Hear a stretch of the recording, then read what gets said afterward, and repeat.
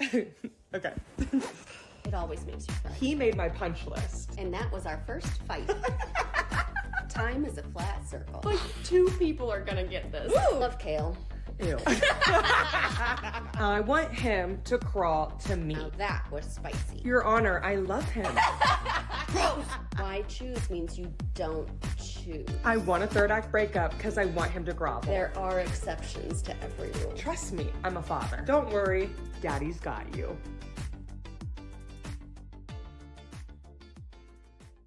Welcome to chapter 20 of the Smut Daddy podcast. Hello, Hey guys, everybody. welcome back. I am your host, Father Lib, aka the Smut Daddy. And I am your co-host, Sister Britt, and we are just 2 besties that found each other on Bookstagram and can't imagine life without the other now. And we are very excited today because the one and the only, a small town queen, Adriana, is here with us today. Hi. Hi, I am so excited to be here. I'm so glad that you're here. We were just chatting before, and I was like, when you responded to that TikTok, though, I was like, am I dreaming? Sometimes I don't know what's going on, and I'm like, maybe I made it all up in my head, but I'm just so glad you're here, and then you sent us wonderful copies of your book, and I Yes, just thank can't you. wait to talk about all of the things today. How is life going post-release? Did you think it was a good release? I mean, I've seen nothing but amazing hype for it. How is life and your holidays going? So good. I am just thrilled with the response to Between Now and Forever, which was my last release. It was really special for me to write that, and I loved them so much. And it's kind of hard when you love a character so much when you write them, and then you release them, there's like extra pressure, because we love all of our characters, but sometimes we love them just a little more. Mm-hmm. And when you just worry, like, oh my God, like I hope people like them as much as I do. So I'm really happy with the response. I think people really have gotten out of the story what I wanted them to, and that is always a good day. It was Amen. so good. I can't wait for us to do a big deep dive on it because I loved it. It was so good. Have you been reading anything? Do you try to read when you are writing, or do you say like no when you dive into TV, or what does that look like for you? I can't read while I'm writing. Like the stories get mixed up. I also can't listen to music while I'm writing because I'm listening to that storyline, and then I stop and I'm just sitting here like, and they got in the cop car and what? You know, I'm like waiting for that whole thing. And so I can't do 2 things at once, but I'm feel also that. a bad multitasker. I remember I could multitask so well in my 20s. Like I could have like all these things going on. And now I can't even listen to an audiobook and like walk. I'll just stand and like stare at the wall while I You're listen. involved in what the story? Yes. Oh yeah, I was Yeah. like chewing gum as well. I have to, while I listen to an audiobook, I have to do a mindless like puzzle on my phone to keep my brain semi like engaged in something, but like, because if I just try to listen to the story, it just wanders off to way too, like, I'm like, what did I just listen to the last 20 I feel minutes? like I'm over here in like the crazy ADD land where I'm like, if I'm not doing something critical while listening to a book, I probably don't know what's going on in the book. Because then I'm like, what?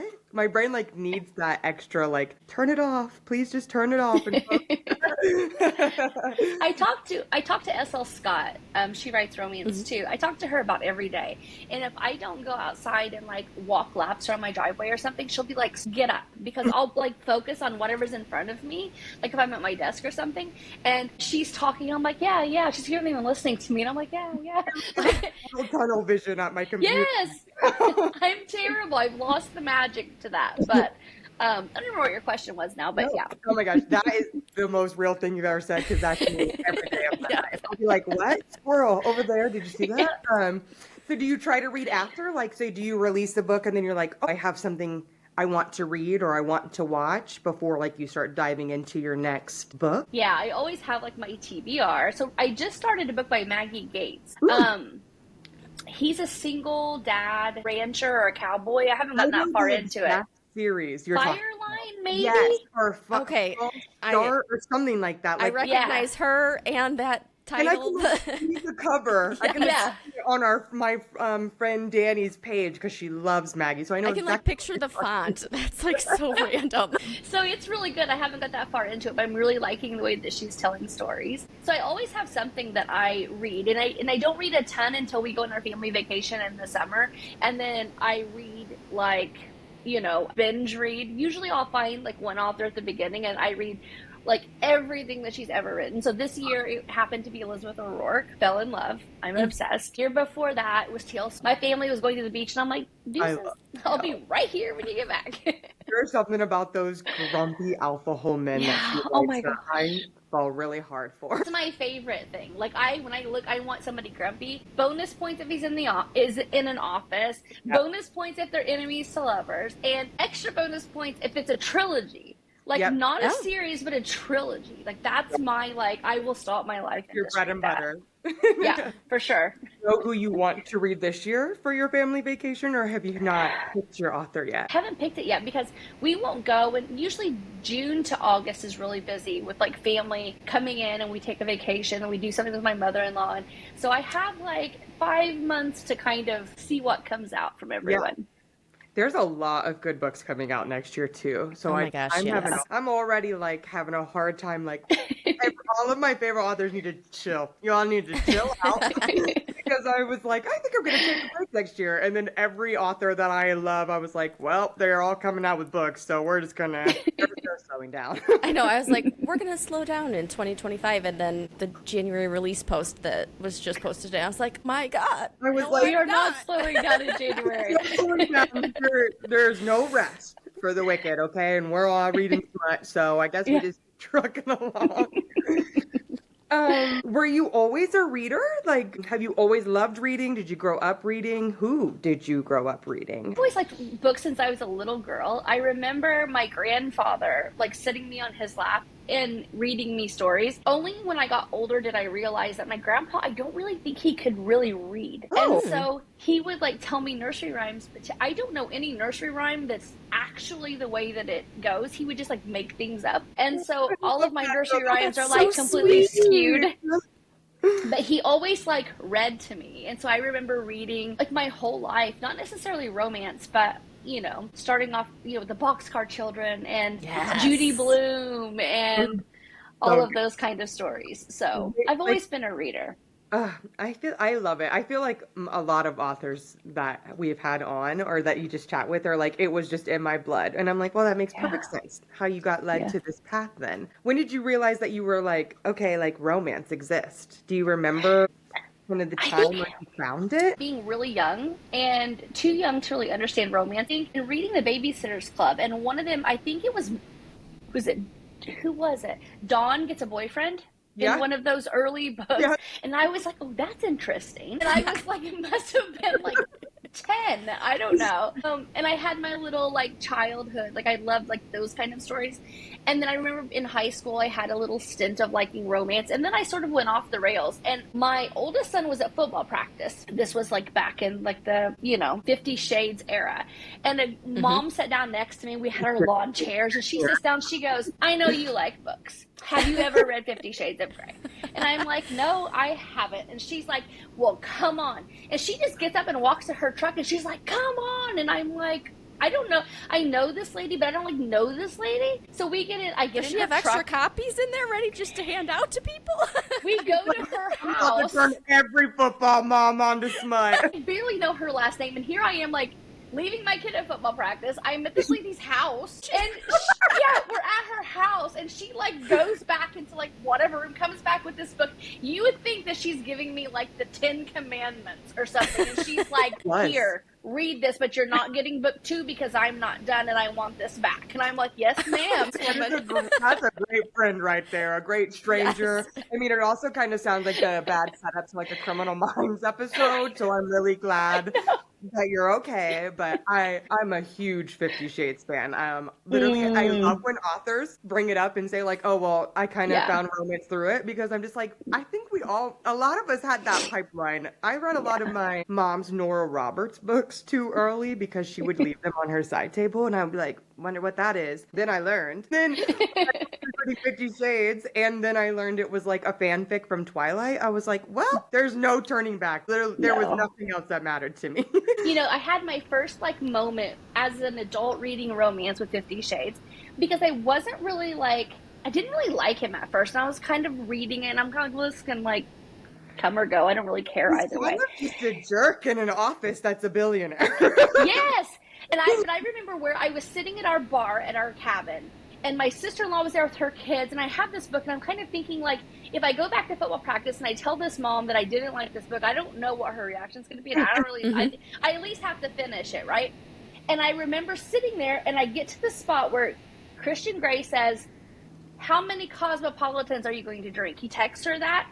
And I remember my face, I put that book down, I thought, oh my God, I love him. And like, from that moment on, my life was never the same. That line changed my entire life. Did you have a moment of panic though? Like, oh my gosh, stalker. I remember reading that line too, and I was like, wait, he's not there. He was not at the bar. So I remember like, stalker. But then I was like, wait, that's kind of hot that he checks up on her. See, my first reaction was, that's hot. Even though that I know that he's not there. So then after I have this moment of like face flushing, like, oh my God, like I love this guy, then it's like, what's wrong with me? Oh yeah. I feel like we all Can I tell people this?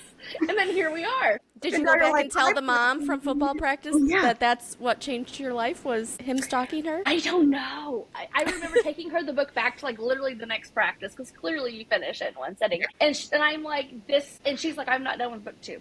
You can't have it. And I'm like, well, you need to read faster, lady. So I went out and bought my own She copies, failed. Obviously. I know, right? Did you like the movie adaptations when they came? I didn't watch it. What? Because I was being genuinely shocked, because I thought the movies honestly were pretty good for the era. I've seen clips, but nothing intentionally. And I think I was afraid to watch it because I've been burned before because things aren't what they are in our brain. Oh, and sometimes like that's really hard, and I didn't want, and I will never say what book this is, and this wasn't 50 Shades, but one time I was obsessed with the book. I mean, obsessed. And an author wrote the second one from the other person's POV, and it ruined the entire thing for me. So now I feel like, not because it was bad, but because it changed what I thought in the first book. And so now, if something's so special to me, like I kind of don't, I like lock it away in a box. Yeah, I can get that. I remember, and I don't know if this is the book you're talking about or not, but I love Twilight. Like, it literally changed my soul. So then when Midnight Sun came out, though, I had a hard time picking that up because I was like, what do you mean all of a sudden this man has a million words to say in his brain? Because it was like this thick. And I was like, New Moon is like this thick. What are you talking about? That man wasn't even there. What do you mean he has things to say when he leaves her? But I ended up liking it, but I was scared. It took me a long time to pick it up because I was like, I've never read Twilight, and I've never watched the movie. I know. I would be surprised. No Twilight person. Yes. No Twilight. Because we had an author come on, and she was like, I would like to do a deep dive on Twilight. And I was like, sold, because that means Brittany. I have to do it now. I have to do it. Because I haven't done 50 Shades either. I haven't read it. I haven't watched it. But like, I remember you haven't read it? No. But I remember when the books, I know. I remember when the books were popular and out, though, and like conversations happening, and I was involved in the conversations, but I just wasn't a reader at that time. I was like deep into my TV watching, and then I was obsessed with Sons of Anarchy, and Charlie Hunnam was maybe going to be in it and things like that. So I took like interest in that, but then he dropped out and stuff. And then I was like, okay, well, I wasn't going to watch it now that he's not in it. And I just moved on with my life.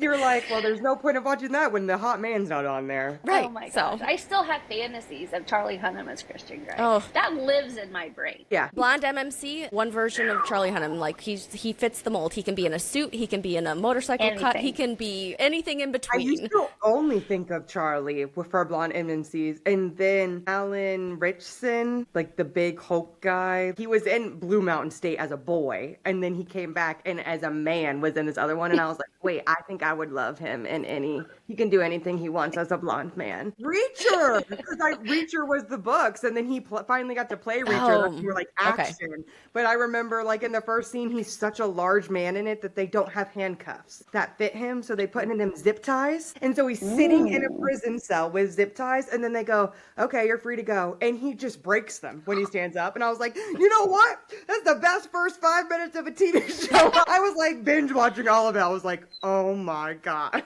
So when I was writing my very first book, which was called The Exception, my best friend's Mandy Beck, and she was writing her first book too. And we would have this little thing where we would write one chapter or 2 chapters, then we would watch like an episode of Sons of Anarchy. That was how we binged the whole thing. And there is nothing hotter.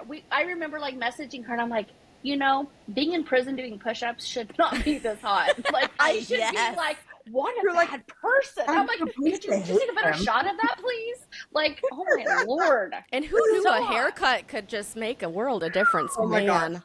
That is something that I think is so underappreciated, and I know we're on tangent, but when you see the long hair and they're hot, and then you get a transformation to short hair, my favorite ever is Eric Northman in True Blood, and I'm like, stop, someone help, because like he was just so yummy, and a vampire. Clearly I have a thing for vampires, so.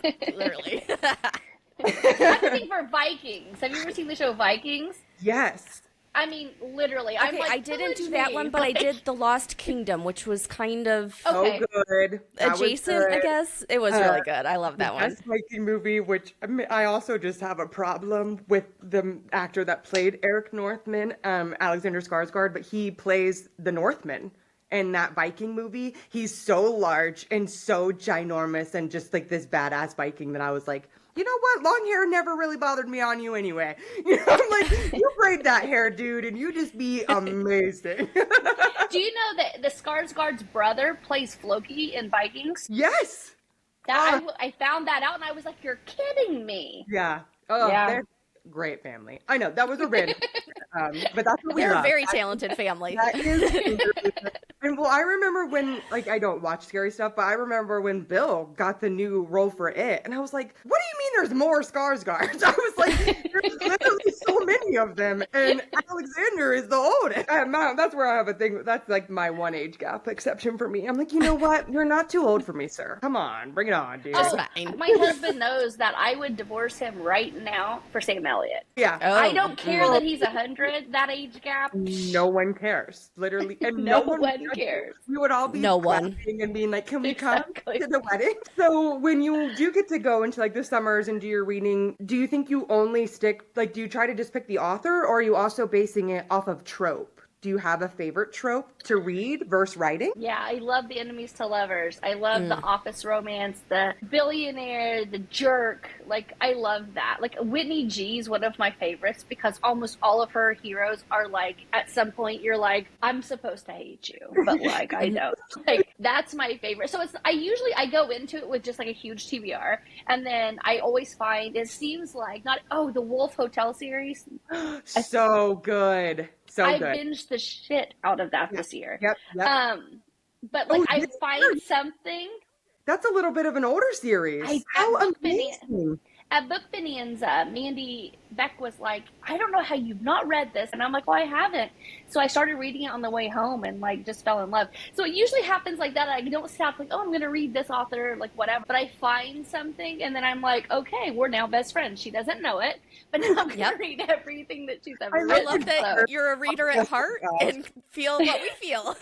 Oh, I totally do. I remember messaging T.L. Swan and I'm like, she's going to think I'm a stalker. But I was like, I love you. You're like, I love you, but also I am kind of your peer because I write as well. You don't know who I am, but I love you, amazing. And thank you for Tristan Miles. Yes, exactly. The second book in that series will always stand out for me. It wasn't my favorite book, but that scene with in the cemetery, I won't spoil it for anyone. I was bawling. My family comes back in from the beach, and I'm sitting there just sobbing hysterically. But I also have 4 sons. I'm a mom of boys. I think that probably like helped. But my family's like, what is wrong with you? And I'm like trying to tell them, and they're like, get ready for dinner. We're done. Why did we ask? Like, how do you not care? My world was just wrong. Because like one minute you are sobbing, and then the next minute you are raging. Like she will drop things on you. Dr. Stanton is one of my all-time favorite books, but there are moments in that where I'm like, I'm literally going to come in that book and I'm going to murder you. Straight up. There will be no more Dr. Stanton. How about that? But then at the end of it, I'm like, it's so beautiful, and he apologizes and grovels and everything's okay. Love him, and it's so good. But those are the books that I think that we remember, and the books that kind of take you on that, like, it's not just a book, it's like an experience, it's a journey. An emotional roller coaster in my books. Like if I'm crying, 5 stars. 5 stars, guys. You guys made me bawl and laugh out loud. It's all amazing. Like, what was it about? I don't know, but I cried. 5 stars. You were like, it is both serious emotion from me.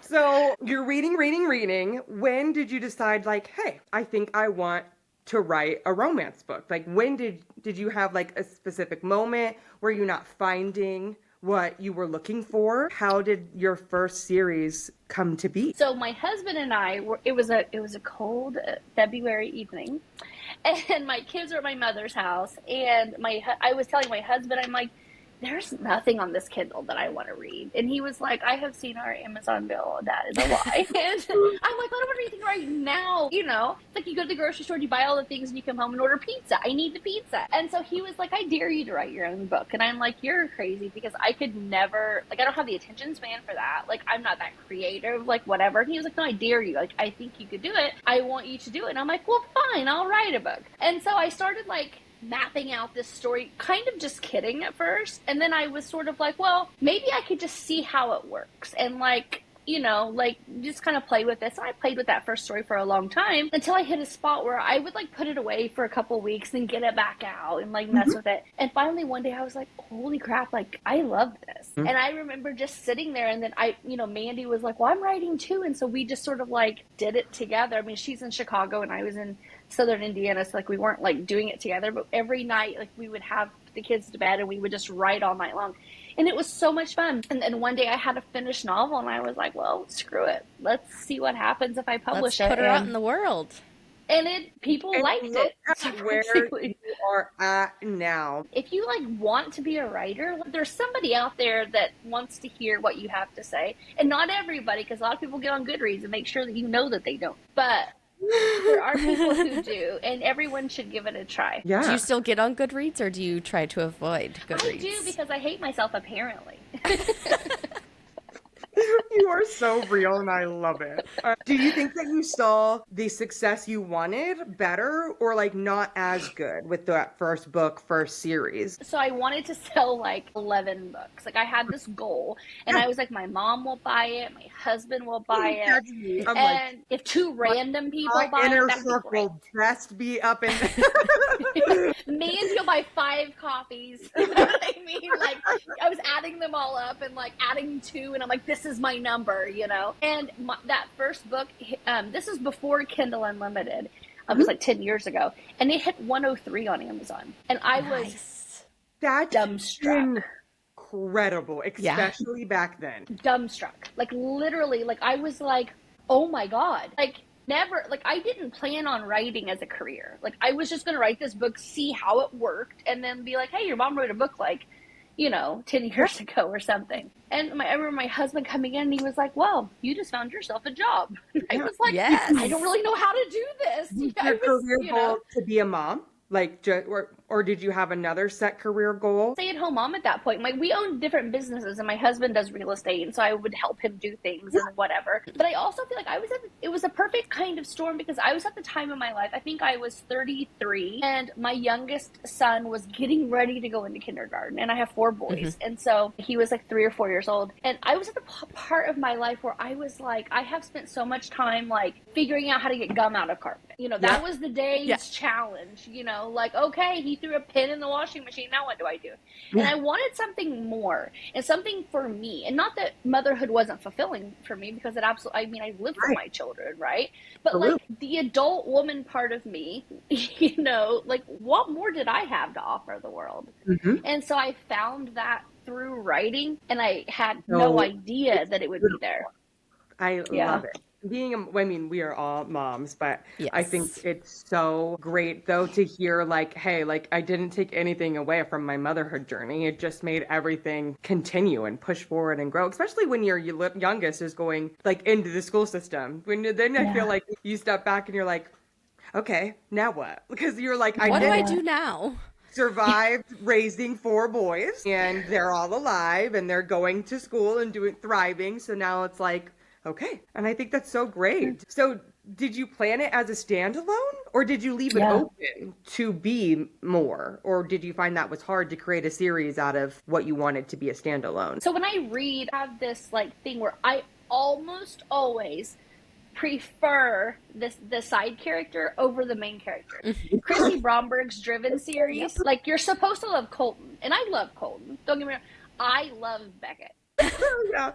I was like just obsessed with him, and so that's kind of like the way that I think I'm built as a person. And so when I was writing The Exception, the hero's name's Kane. Kane had a best friend named Max, and so he had a storyline through it, but like I was always thought like that's not going to ever be addressed. Like I'm just gonna write this one book and that's it, standalone, done. And so when I realized that, oh my gosh, like maybe people want to read more from me, I went back and wrote Max's story. Did you feel like it had just as good as payoff? Oh no, it was absolutely horrible. Really? No one has ever read that book. Like it did. That's so surprising.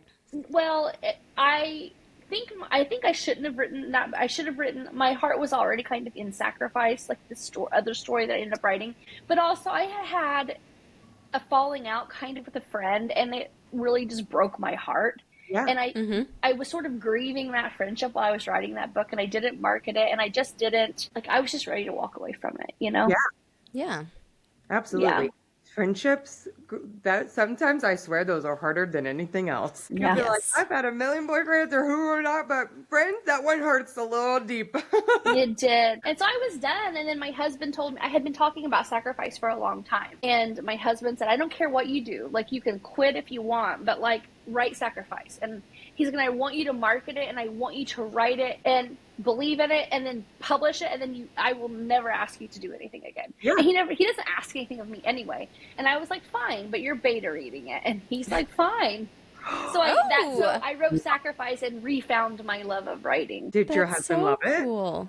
Yeah, he loved it. You can't come to our house without getting a copy of Sacrifice. Like, that's the missionaries have came to our house, and my husband, like the Jehovah's Witnesses, and my husband's like, my wife reads books. I'm like, what a good like, let's not do that. Oh my God. Hey, you come to my house with your own material, I'm going to send you with some too. Yeah, exactly. He's like, reading material swap. You learn about your God? How about you learn about my God? And you show up to our house, you're walking out with a copy. He'll sometimes help me at book signings, and I'm like, we are going to promote The Proposal because I'm in that series. This is a book one. This is what we're angled on. 2 minutes later, I have no Sacrifices. I'm like, dude, like, I love that, but like that's not what we're doing here. So is he a good beta reader? Does he give good feedback and suggestions? Yeah, I mean, he is that's the only one he's ever done. Oh. And I will say he did shape. There's a lot of him in Crew Gentry, which is the hero of that story. My husband's fingerprints are all over that. And he'll tell everyone I basically wrote that. He's got all my lines. Typical man. What a good man. Yeah, seriously. So did you see the success right away with that one like you wanted to? That one, I remember being in my office, and like I never have an expectation for really anything. I'm just kind of like enjoyed it. I liked it. Like, I hope other people like it. And my phone, I got a text, and I looked down, and it was a text from a number that I didn't know. And I still don't know how she got my phone number, but I looked down, and it says, hi, this is Lauren Blakely. You just hit the USA Today bestsellers list. Holy shitballs. I would have lost my... And I was like, for real? And she's like, yes, congratulations. I didn't think I was gonna, like, what? You know, I was like, and I remember just screaming, and I was jumping up and down, and I was like, going crazy, crying, and my little boy comes in. He's like, what's the matter? I'm like, it's like he's jumping up and down with me. Well, my husband had just left with my oldest son to take somebody home that was visiting us, and I call my husband's phone, dying, as you can imagine. He probably thinks that's like something's terribly wrong. My oldest son answers the phone, and I've been having computer trouble that day. My oldest son had been on my computer, like, trying to fix whatever button I had hit, you know. And I'm like, Alexander, I need to talk to your dad. And he's like, well, he's driving. What do you want? You know, he's like, and I'm like, I just hit the USA Today bestsellers list. And he's like, we know. And I said, what? Gotta take the wind out of your sails, man. And he's like, somebody named Lauren texted you. It showed up on your phone before we left the house. Yay. That is so funny. Kids are hilarious. So anyway, there's a story for you. No, those are the stories that we love. That is crazy. Yeah. Oh my gosh. I would have lost my mind straight up. I would have been like, listen, I've made it. Lauren Blakely texted me. And you're like, and now I have your phone number. That's on you, girl. Now you're stuck with me for life. Did you just continue off the success of that? Like, okay, like, did that really get like the wind going in your sales? Like, I can do this. Like, I can write books. People love them. And like, did you see the direction you needed to go? Yeah, I mean, I did. Like, I found my confidence, which I think is like, as a writer and as a woman and as a human, I think confidence is like the hardest thing. Like, it's the hardest thing to find and to believe and to like hold on to. But I sort of found my footing with sacrifice and was like, okay, like I can do this, I think. Right. And so I had some other story ideas and I started writing them and just kind of pushing forward and just trying to keep, kind of doing what I'm doing. But also, I guess, from the perception, it's sort of like, I don't know, traumatized me to use that word like lightly. But like, I realized then that it can go very much like this. Like, you can have one book that is fantastic and that means nothing going forward, Right. So I've sort of, that kind of set me in a way where I'm kind of like, this could stop at any time. Like, you have to work for it. You can't get lazy about things, and you have to want it every day when you wake up, just like anything else. That's so good. Did you feel like marketing was harder back then or harder now? Oh my God, it's harder now. Like, it's so much harder now. I'm like, just when you think you figure out the algorithm, it changes and you got to figure something else out, I feel like. And TikTok. Like, that TikTok came, remember, our house burned down in 2019 in December. Oh.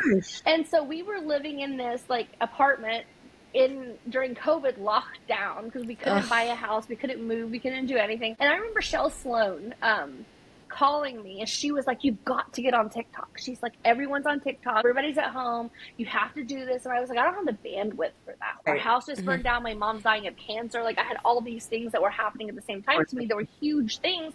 I'm like, I can't get on. No, like, I'm not. There's too much life going on. Yeah.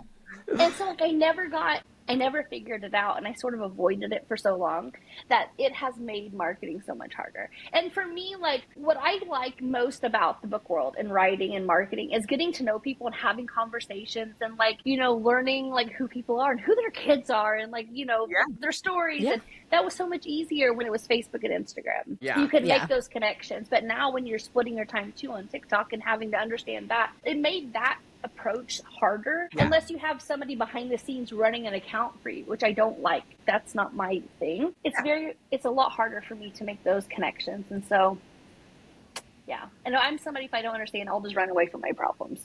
I'll just avoid them. Hey, you're preaching to the preacher. Get out of here.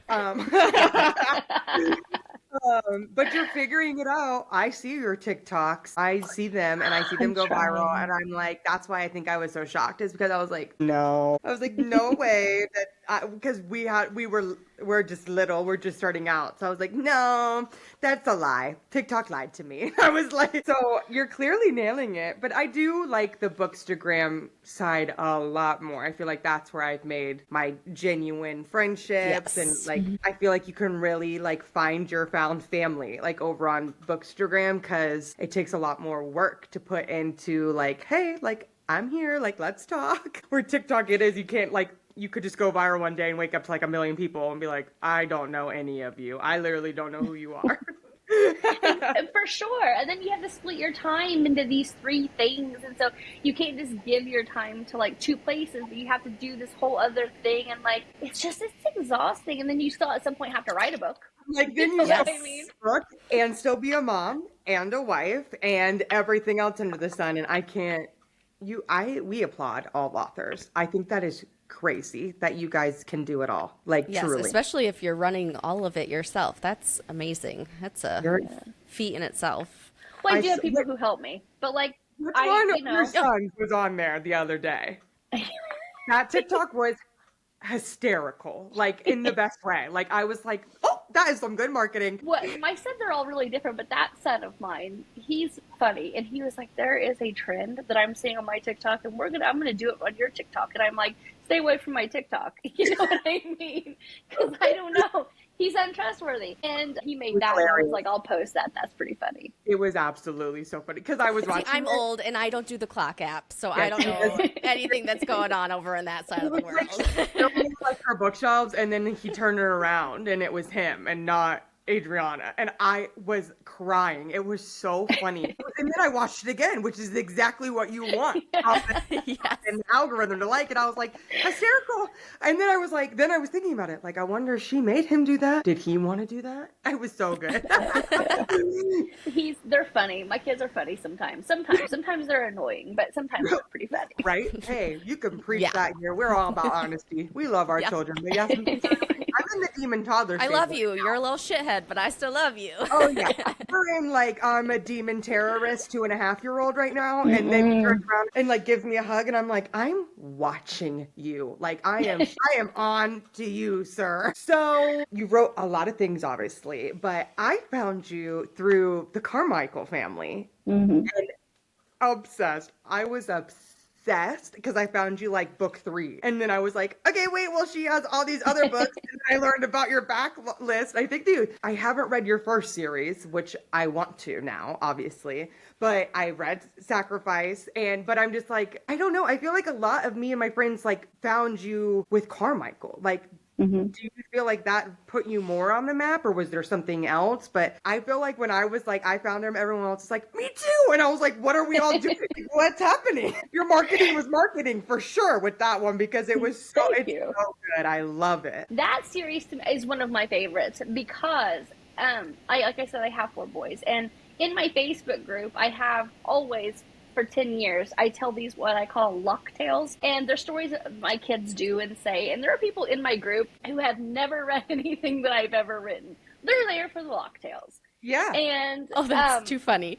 And people are like, you should write these and like bundle them. We would read these as a book, and I'm like, I don't even want to relive some of those moments. But everyone's always like, which books of yours are most like your real life, right? So the Carmichael series are very heavily my family. Like, those are things that happen here. Damaris and Kix are very much me and my husband. Things that they would do I would write, like my husband one day was like messaging he has a running joke with my kids about, he has a running tab. And he's like, I'll add that to your tab. With all of your football, little kid, we've spent so much money on you. And so one day he's like, I'm just going to start like invoicing you guys. Like, Kix sends them all the messages, like where he's like totaling what they owe him. So that's very much my family.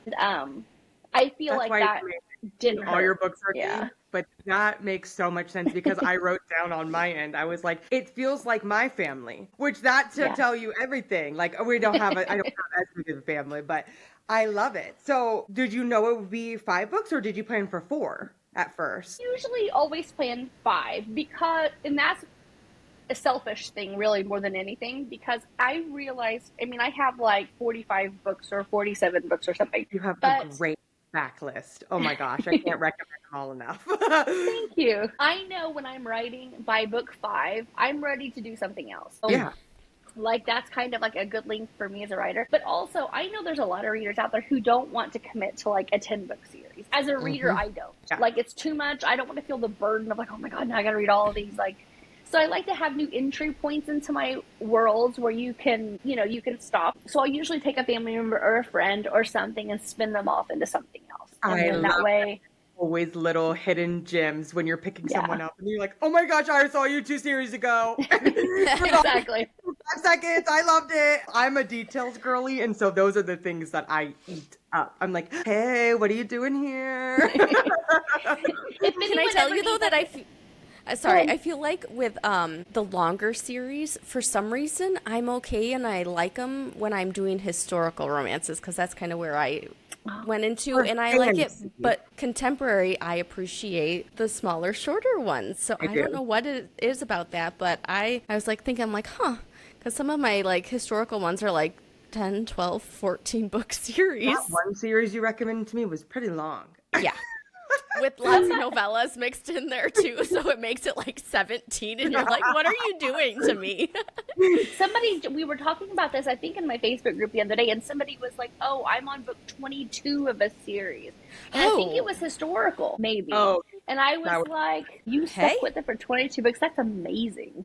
Amazing. I feel like not even, but like SJM, like, you know, you're reading like 8 books and then they all connect. And then by the end, it's like 15. But I feel like I've really only seen it with historical and fantasy. So I think I would, if I saw a series in like small town land that was 10 books, I'd be like, that's for another day. I would be like, a lot to commit to. I would know everybody's business truly in that small town by book 10. I would be in it.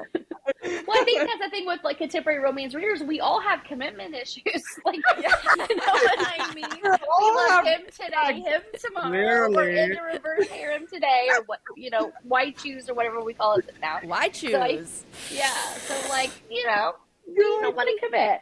Yep, we're like, listen here. I found you with Carmichael Family, but a lot of your series are this family. Like, did that happen organically where you were like Carmichael Family series and then Brewer Family series? Like, was that the goal? Do you like to keep things consistent with your titles? And so they are easy to like, hey, we can go all over.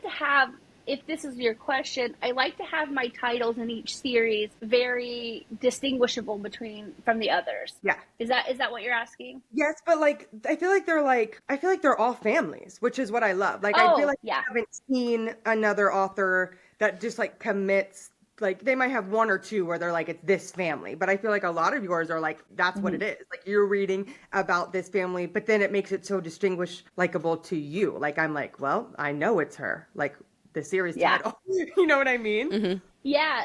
So there was an author, she only wrote 3 books back in the day. Her name was Gail McHugh. Okay. I don't know. And she wrote it's a duet, Clyde and Pulse, which are 2 of my favorite like books ever. And she told me when I first started writing, she said, write what you know. It'll come out more authentic, and you'll write it easier, and the reader will believe it more easily because you're coming from a place of like, you know, expertise in a way, right? And so what I know are big families because I have a big family. And I know small towns because I grew up in a town of 900 people, you know? Yeah. And so those... Little cornfield town. Little cornfield town in Indiana, you know? It's where I grew up. And so I feel like a lot of my books are those 2 things because I know them. And going into a new family is just, it feels like if I try to write a standalone, like Between Now and Forever is a standalone, right? I'm like, well, if he doesn't have a brother, who's he talking to? Like, you know what I mean? Like, who do you talk to if you don't have a sibling? I have 100 people bothering me all the time. Exactly. What do you mean she's just standing there making dinner? No one's like trying to get her in an arm bar? You know, that work. I don't know. I love it though, because I feel like a lot of people obviously know who you are, but like, I feel like you are like someone that just knows exactly what they're like, you know exactly what you're getting in the best way possible. Like, I'm not going to be let down by this small town with with everybody that I want a book for too, because sometimes authors will be like, well, I didn't plan on a book for them even though you saw them. And I love that you give us, like, if they're pretty much on their page, you're like, yeah, don't worry, you're probably listen, don't DM me again, Libby, when that 5th book's coming. I'm like, well, he's been on the page 3 times. Exactly. You gave him the last name. I'm like, listen, when you don't drop someone's last name, I'm like, not important. We don't even get attached. Correct me if I'm wrong, but I feel like the Brewer family like blew up. Like, I feel like when I hear people and I talk to them about like, my God, like I was chatting with my friend, I was like, Adriana, she's coming on. And they were like, or she was like, her name, Eva. She was like, are you going to talk about the proposal and the invitation? And I was like, yeah, you think I'm not going to have her on here and chat about hot fucking rugby players? You're joking. You're joking. How did the Brewer family come to be? Because I feel like it's not that they're different, but I don't know, it took me by storm. There's something about the proposal. Like, I normally am like, okay, like another one's coming. Why was book 1 so good? I'm like, why was it like literally so good? Is it because he's rugby? Because he's hot and has big thighs? Like, do you like... Is it the thighs? Do you watch rugby? Were you like, listen, I can't watch any more rugby without, like, please tell me I need a reason to explain that. I don't really watch a lot of rugby. I mean, I don't pass like the videos where they're doing like is it a haka? Is that how they pronounce rugby? Yeah, like I love that, but like I don't really watch rugby too much, but it was a sport that I feel like is probably underrepresented in our world, and it's hot. I mean, it's not on our TV a lot here in this country, but I feel like was the setting still the United States? Because I feel like rugby's just not big here. So a part of that book is in Australia, and so so he had played overseas and a lot. But so that book I actually had pitched to a publisher, and I had given them a couple of different options, and they didn't choose that one. And so I wrote the books that I had to write for the publisher, and I still had this book idea sitting here. And I was in a moment where I'm like, I need to write something different than I was writing. I wanted to do this year and last year have been about writing things I haven't written before. Like what tropes have I not written? What kind of situations have I not written? And I wanted to do something different, and I had never written an oops marriage in Vegas. I'd never written a rugby player. I don't write a lot of sports romance. And I was like, damn it, I'm going to write that book. And so perfection. Let me tell you guys, if you're not reading that book, I don't know what the hell is wrong with you. What are you guys doing with your life, literally? I think that's why I took it so like by storm. Sorry to cut you off, but I loved Carmichael. It's so obvious, but I got an arc of the proposal and I was like, what do you mean? I was like, what do you mean you guys just got married and he's hot and Australian? What do you mean? I was like, Adriana, what are you doing? In the best way possible. When I wrote that book, it was going to be a standalone. Then he just started having siblings. And I'm like, another one's coming on the page. What are you talking about? And so he ended up with this whole family. And so I published it, and it was kind of different for me. Like I said, I don't write a lot of sports romance, and I had never written like this oops marriage thing. And I was like, well, I'm just going to write this. I still had to finish the Carmichael series. And I thought if readers like it, then I will write that series. And if they don't, I love this book, whatever, right? A good standalone. But readers really liked it. And so I have been writing that series. And that series, the next one will come out in February, and I'll finish it in April. You had me. Could I just say you had me? Because I am an investigative journalist. There's nothing that you can really hide from. I'm on your Goodreads. I'm trying to back into Amazon to be like, well, what's coming? So I was like, this is kind of interesting. We're in a trilogy. I was like, it's a trilogy. I was like, wow. And I'm like, but there's more going on here, especially when you get to the invitation. I'm like, listen, what's happening? And then you randomly were like, by the way, look for the merger. I was like, I fucking knew it. You tried to play all of us by keeping it off of everywhere, and then you just randomly dropped it, and I was like, I knew it. I absolutely knew it. Is there any it's okay if you can't, is there any little things you can give us about the merger? It's okay. I can't tell you which hero it is. There are two brothers left. There's Tate and That's Gannon. also why I'm like, what are you talking about? The two of them are left. I can't tell you which one it is, but it will be an age gap, and it will be a workplace romance, and it will be Grumpy Sunshine.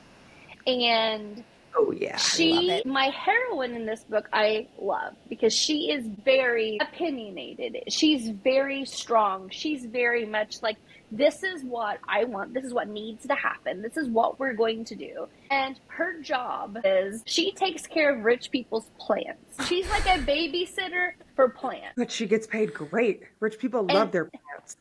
And so this is her thing, and which I haven't seen done before, and I really love that. And on Facebook the other day, Sloan Howell, who's an author, he made a post the other day, being a smartass, and had this car, and it's called like an AMC, I don't remember what it's called now. It's an old car. They don't make it anymore. And it's not a cute car. And he's like, somebody needs to make this, if you really think you can make a hero sexy driving this car or whatever. And then he tags me in the comments. He's like, Locke, this is all you. Make this happen. Just trolling me. And I was like, done. And he's like, okay, right. Well, I have done that in this book. And he's like, he saw it today when I announced the book and that was in it. And he was like, I was just trolling you, but I'm here for it. And I'm like, don't challenge me, buddy. I'm like, look what happened when your husband challenged you. Now you're 40 million books deep. Like, don't dare me to do something. Men never learn. Amen.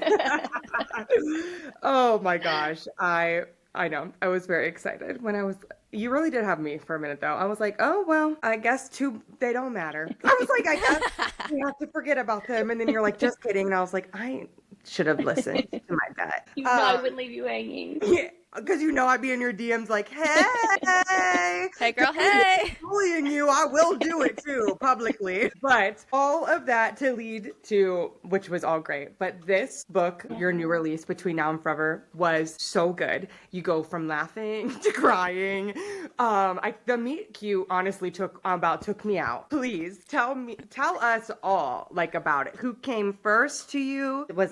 Did Jay come first, or like just please let's do a big old deep dive on it. This can be our spoiler alert down in the timestamps in case anyone hasn't had a chance to read it yet, but we are about to spill everything. So please. Gabby is our heroine. She came to me first, which is kind of unusual. Usually it's the hero that comes to me first, but Gabby came to me first, and I just have this thought of this woman who was in her hitting 40, and she just sort of feels like, I've done, and she's had all these things happen to her. So she's had a divorce, but she was still friends with him, and then he's passed away, and they have 2 boys together.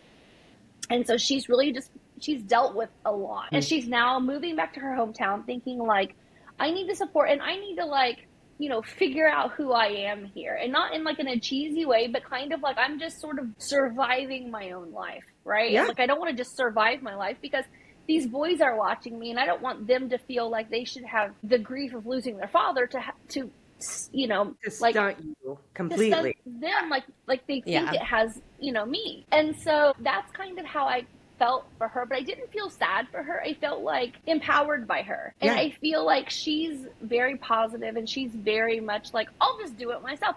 I'll fix it myself. Yeah.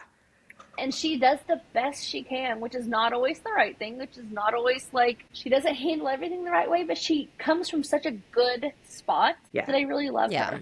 She was incredible. I like how real she was. You can even if you haven't gone through everything she's gone through, there are so many things about her that I feel like a lot of us can relate to, because she is just putting her best foot forward, trying to do best by her kids, but also she's still a human living her own life for the first time. And now as a single parent, because the co-parenting was awesome, that they had, but I don't know. There was something about her where I was oh gosh, she could be my friend.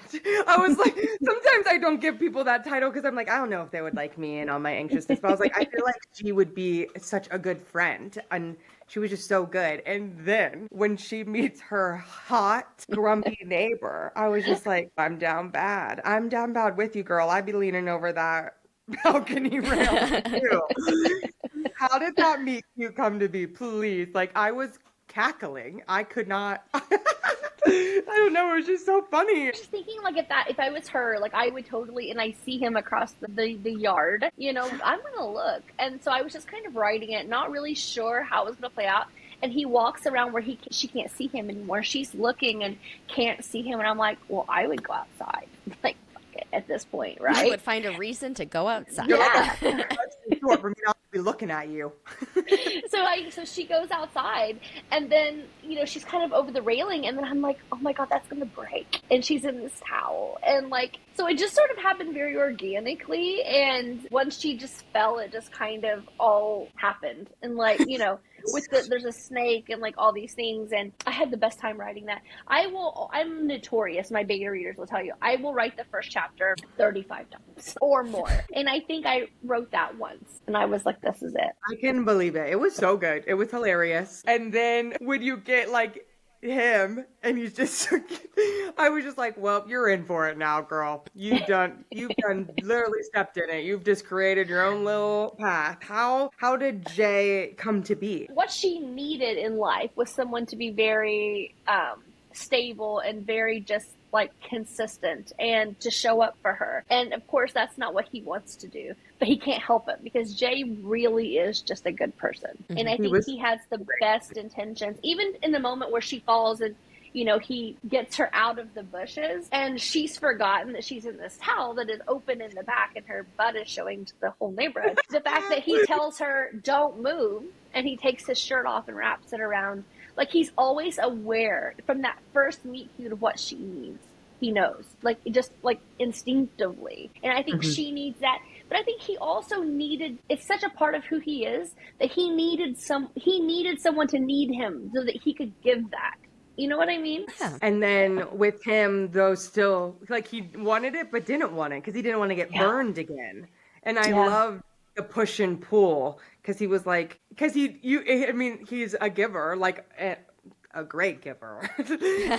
But I like that he was still like, but I have to protect myself because I've already been burned once.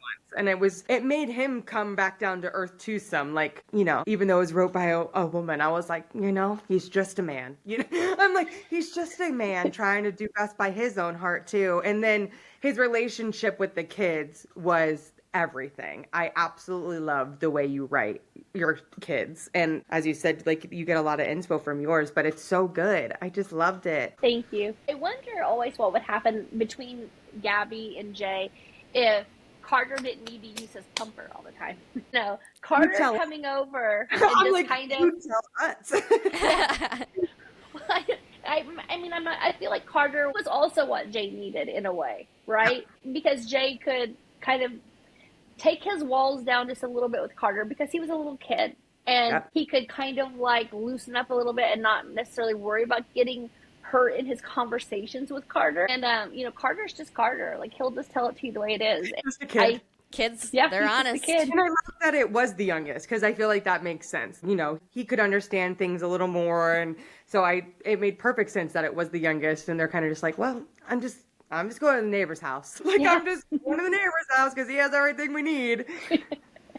Yeah, they were a lot of fun to write. And even Dylan, like, you know, he's the teenager and he's having a really rough time and he's kind of a jerk in a lot of ways. And Carter calls him a jerk face or something. But even Dylan was fun to write in a way to explore that relationship and, you know, what that looks like as a mother, like from the other side. And, you know, this guy coming in and seeing this whole situation and then him trying to figure out, how do I navigate this? How do I not make it worse, but also support them? And it just made things kind of really, you know, sticky for a while. It was so good. Everyone needs to read it. I feel like when I get these books in my head and I read them, I'm just like, listen, you guys aren't going to hear anything else for a while. It's my whole personality. And one thing I've never done that I did in this book too, because like I was saying, the last 2 years have been about me doing things that I haven't necessarily done before. But after you write a certain number of books, you have to, like, you know, you want to challenge yourself and stretch things a little bit.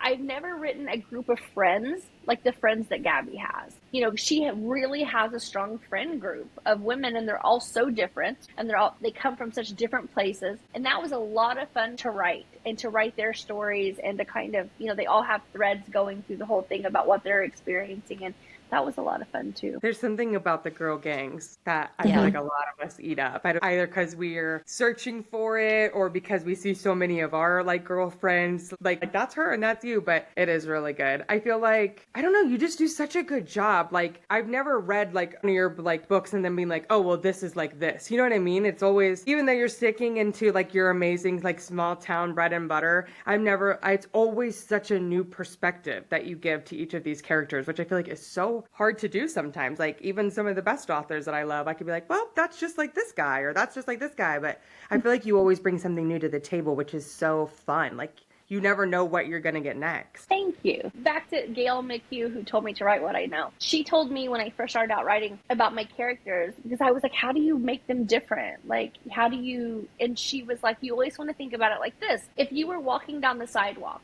and one of your characters was walking towards you, you would want to know who they are by how they walk, what they have in their hand, what they're wearing, how they're speaking. They should never have to introduce themselves to you. You should know by being able to see them and to smell them and, you know, watch their mannerisms. So I really tried to put a lot of work into making sure that my characters and their situations don't look like replicas of other things. It's not just like, okay, here's Joe as a cowboy and here's Joe as a Navy SEAL, you know, trying to make them different. That's great advice. I feel like we have a lot of debut authors and people that want to become authors, but that's great. I don't think anyone's ever broke it down like that, but it makes sense too. Because, like, it's not a bad thing. I mean, I know there are probably some authors that have wrote so many books that they're like, at some point it's going to have to repeat a little bit. Oh, it will happen. It does happen. It does repeat itself for sure. Like, I can look at some things and be like, oh, well, that was, you know, quite a lot like this person, you know, character. Mm-hmm. But you do try, you know, I do try really hard to, like, minimize that as much as possible. It's so good. Ugh. I'm like, this one definitely could be not a standalone. You're always trying to make you write more books. I'm like, listen, We could always have more friends to write about. I No, think if there was anybody from that world that I would ever want to write about, it would be Della. Her story, like, what is she doing? You know what I mean? You tell me, what is she doing well, right you now? tell us what she's doing. I feel like this woman has so many stories, and like her life is so wild, like wilder than we think on paper. And I would just, if there was a character that I was ever going to like explore, it would be Della. I feel like she's the type of person that's like, the person that makes like, I don't know, cuts the holes out of straws. Like, I had that job. Like, I feel like that's her. Like, the most random job in the whole world. She'd be like, yeah, I did that. And I'm just like, of course you did. Now tell me that. I know we're chatting your ear off, but like, what is next? Like, I know you're having the merger, but like, you release a lot of books normally in a year, and it's so good. I don't even know how you write so fast. What is going on in your brain? But like, what does your writing journey look like? Do you ever want to like step out of like your comfort zone completely and do something like totally off the walls? Or like, what are some of your goals for 2025? I actually don't have a lot of it planned out. I know that I finished this series. The merger will be in February, and then the last book in the series will be in April. Okay. And then I don't quite know what the next part of this year. I always have it figured out. And like usually in August, I sit down and I like map out the next year. And I didn't do that this year. I think I released 5 or 6 books this year. You released 6 books this year. Yeah, thank you for that. Impressive. And I love you, but I'm just like, do you sleep? Are you a vampire? You have to tell me. That's why I don't read Twilight, because I'm a vampire I'm like, too. You have to legally tell me if you're a vampire. No, I don't. So this year I was just kind of like, this coming year, I just kind of want to see what happens. I mean, I have thought about writing a cozy mystery for years and years and years. I don't know if I'll ever do that, but I've thought about it. I've thought about writing a trilogy. I thought about co-writing with someone. I've had all of these like thoughts, and I'm always so locked into a schedule. And I haven't, that's why I don't have things on pre-order, just the merger, because I kind of just want to give myself some time after I finish this Brewer series to kind of be like, what do I want to do? Like, I know what readers expect generally, but like, what do I want to do? Where do I want to go?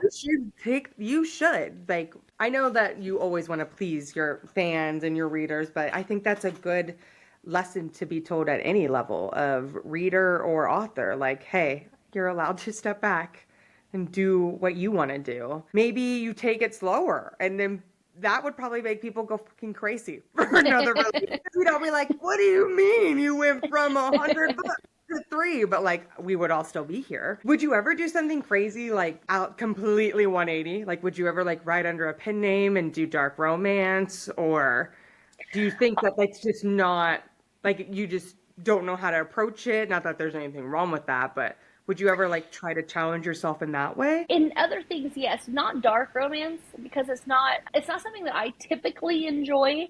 I'm very particular about like dark romance specifically. Like I'm just very particular. Like I don't like non-consensual anything except Captive in the Dark. Do you know that? Have you read that?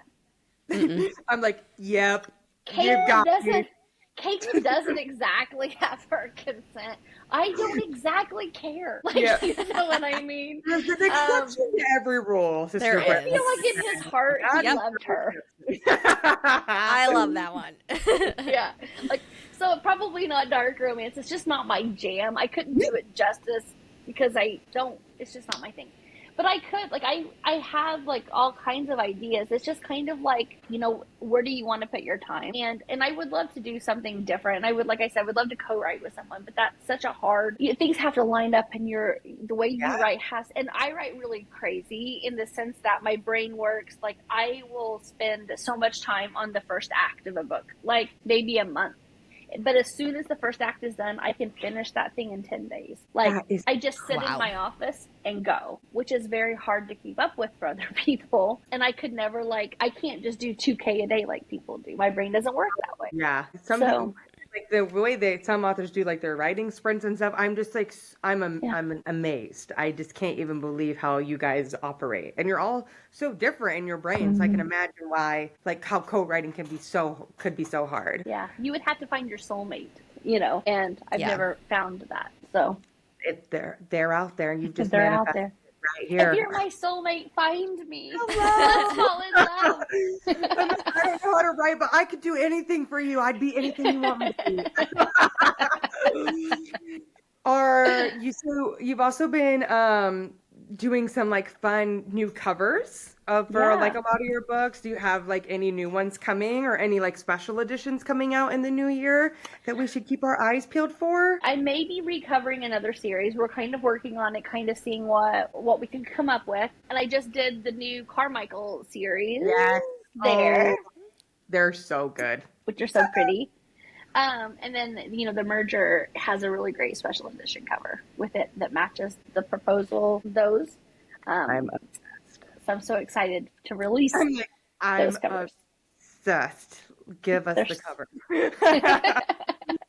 Do you try to do any conventions, or are like the book conventions your thing, or do you not like them? Is it overwhelming? I have done a lot of them in the past. In 2025, I actually have dropped all the ones that I'm going to do, except next year I still have, it's in Indianapolis. I can't quite come up with the name on the top of my head. If it's in Indianapolis, I can drive from where I live in Ohio, and that won't be hard. But I just feel like I have done so many lately, and they're just exhausting, and I just need some time to kind of like recalibrate. I think this next year for me is a lot about just sort of, recalibrating things and, kind of taking a deep breath and, putting, not that the magic is gone, but just like renewing the magic of writing. No, I think that's great. Putting you first. You put your readers first, and everything else is so crazy that you deserve it. Especially because like your audiobooks always come out same day or like super close with a lot of your stories. Do you find that that's been hard to adjust to that since all of the success, or because you have to do you approve a lot of do you have to go through and approve those things, or do you rely on a team to help you? Yeah, I have people who help me do that for sure, but I'm trying to inch closer and closer and closer to like having the audio on release day of the ebook and paperback. The way that I write makes it hard, but I'm trying to I have gotten closer and closer, and I feel like I'm a little snail, like taking these steps, but